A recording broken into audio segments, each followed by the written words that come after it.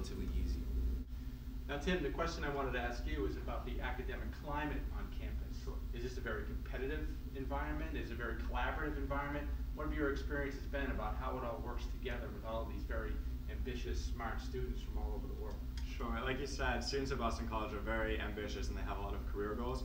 And so it is a competitive environment, but at the same time, I would say that it's collaborative as well. We all support each other, we work on a lot of group projects together, and we all want to see each other succeed. It's not like you sit next to the kid in the classroom and you're hoping that they fail the exam so that you can do better. That's not the kind of environment that we have here at Boston College. I'd say it's friendly competition. Right. But let's talk about the outcomes. I'll pick on the senior and then the junior about getting towards the end of your career here and starting to think about what's next. Sarah, give us an example of what you might be doing, what some of your classmates might be doing, where they're headed in terms of after graduation in a short amount of time. Yeah, that's what every 3 week from graduation senior loves to hear. Right, sorry about that. That's okay. It's a relevant question. I'm actually really excited. In about a month, I will be moving to a small town in the Mississippi Delta to fulfill a partnership with Teach for America for 2 years, teaching high school biology, which makes me a little bit nervous as a nursing major. I don't have any classroom experience, but I feel very prepared with the liberal arts education that I've gotten from BC, with the real life experiences I've had in my 4 years here, that I'll be able to go into a classroom and really give my students the education they need. My other friends are doing really, really incredible things. A lot are going to grad school or professional schools. I have a lot of friends working full time. And then a lot of friends that are sort of in the same strain as I am, going to do service work for a year or two after college. I think back to the friends I have from high school that have gone to great schools and are now graduating, they're gonna do great things, but I'm not nearly as proud of them as the people that I'm graduating with in about 3 weeks. There's something about BC that in your 4 years here, you come to understand yourself better and your place in this world, and realize that college is really a privilege. We've been given a huge honor by being able to go to a school like BC, and we really need to graduate here, go out into the real world, do something with it, to affect change, to make a difference in the world around us. So I'm immensely, immensely proud of my friends, and I guess myself as well, and I know that we're gonna go on and do great things. And as a junior, coming up through this, where internships, where you're starting to think ahead, junior, right? Sophomore. Sorry, we can edit that out. But as a sophomore, you hear from the juniors, and you're probably starting to hear about internships and starting to hear about summer positions. So give a sense of, especially in the Carroll School of Management, which tends to be very job and employment focused. Give us a sense of some of the things that you hear from your friends and colleagues, what they're thinking about in the future. Sure. What I hear is that being in the Carroll School, it's still a challenging process, but BC does their best to make it as easy as possible. The Carroll School brings in people from the Big Four accounting firms, as well as big finance companies, to really give us as students a chance to network with those companies. And so once you can build those relationships, even starting from your freshman year, to be able to talk to recruiters, it makes the process much easier when you get to your junior year and you're looking for a junior year summer internship. Now, Christy, have you started thinking about this? Is there anything in the freshman year that gears people towards what they want to do with their academic career, what they want to think about professionally?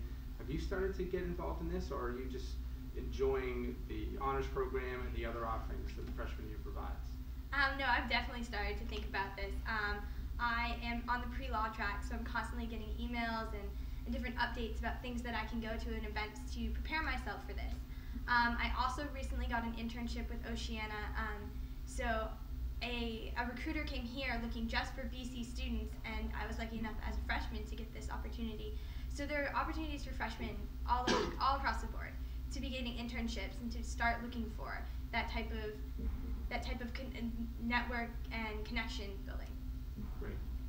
Well, not to shift gears, because this is something that's very much about the academic and intellectual experience at Boston College, but I do want to shift the conversation to our mission. With being a Jesuit Catholic school, it's very important for us to create great professionals upon graduation, but professionals that come from a mission that goes back 400, almost 500 years, using their talents for good and not for evil. Talk to me a little bit, I'll choose Sarah and then I'll go to you, Isaiah. Talk to me a little bit about what it's like to be at a Jesuit school, how it affects the academic climate, and how it affects the social and maybe the service climate. I'll start with you, Sarah. Yeah. When I was going through the college process, I realized now that I applied to a lot of Jesuit schools. And it was completely accidental, I guess. I didn't really know what a Jesuit was in high school, and it wasn't until I came to orientation this summer before I started my freshman year here that I learned about the Jesuits. And that facet of BC has entirely shaped my experience here.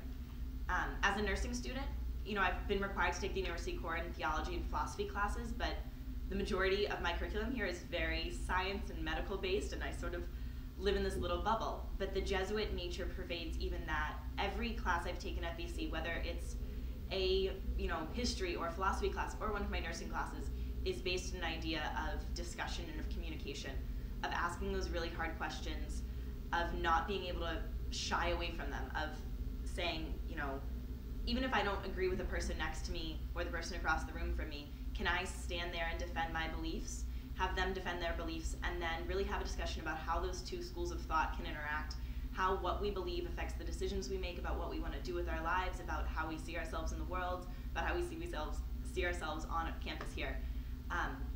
The Jesuits are some of the most fantastic men I've ever met. They're dynamic and funny and smart and completely supportive. Whether you're in the nursing school or the Carroll School or the School of Arts and Sciences Education, that Jesuit nature of discussion, of interaction really pervades every aspect of the classroom. And Isaiah, do you want to add anything to that? Yeah, so I was just going to say the greatest part or piece about the Jesuit philosophy, in my opinion, is that it really does help you look at the world in the bigger picture. Coming to BC, you're going to be here for 4 years, and these are 4 really important years of your life, because this is a transition that you're going to be making into adulthood. So you want to go to a school where they are asking you questions such as, who are you, why are you here, what have you been called to do? So I'm a sophomore now, and those are questions I'm constantly asking myself, because 2 years from now, I'm going to be graduating from Boston College, and it's important to kind of understand what I do want to do in my life, because you could talk to any other 18 or 19-year-old, now I'm 20, and they'll tell you, I do not know what I want to do with my life. So it's important that the Jesuits really do keep you grounded in your faith and understanding that there is a bigger picture outside this Boston College bubble, as she mentioned. And it's important to take your gifts and talents and help spread it to the rest of the world. So I would definitely say that I love the Jesuit philosophy here on this campus. It's the most important philosophy to me here on this campus, because it really does help you understand where you're going in your life. So that was typically what I would say about the Jesuit philosophy. Both great answers. Tim, to get a fuller sense of what goes on in this campus, academics are an important part, but we mentioned that there are 200, almost 300 clubs and organizations. Can you give us an idea of how they're all categorized, what kinds of organizations are there, and is that the primary filler of the vacuum that Greek life leaves us in terms of getting friendships and relationships started here on this campus? Sure, I would definitely say that the clubs and organizations fill that void. They're kind of where a group of people are interested in a similar topic and come together and meet and talk about the topic, and then they also can become and create friendships outside of that. We have a wide variety. They range from culture clubs, where people can come together and talk about a common culture. We have the Korean Student Association, the Chinese Student Association, so clubs like that. We also have a wide variety of music, art, and performance groups, such as a cappella groups. We have madrigal singers, and then we have intramural sports, which you can also partake in. So we have a really wide variety of a net that can kind of encompass all of anything that you really are interested in. Christy, I would get a sense that that's how underclassmen meet upperclassmen. Is that the primary vehicle where you've gotten to know older students? I mean, you see your freshman peers in the classroom, but have you started to meet, get to know, engage with older students through clubs and organizations? Absolutely, that's the way I've met my senior mentors, really. On the club squash team and in a public speaking group I'm a part of, the seniors there have really reached out to me. They make me go out to lunch with them. When I was still nervous and scared, they were like, "You're coming to lunch with me." So they really reached out to us, and so now I can go to them with any problem, whether it be academic or social, and they really have filled that void of getting to know that upperclassmen.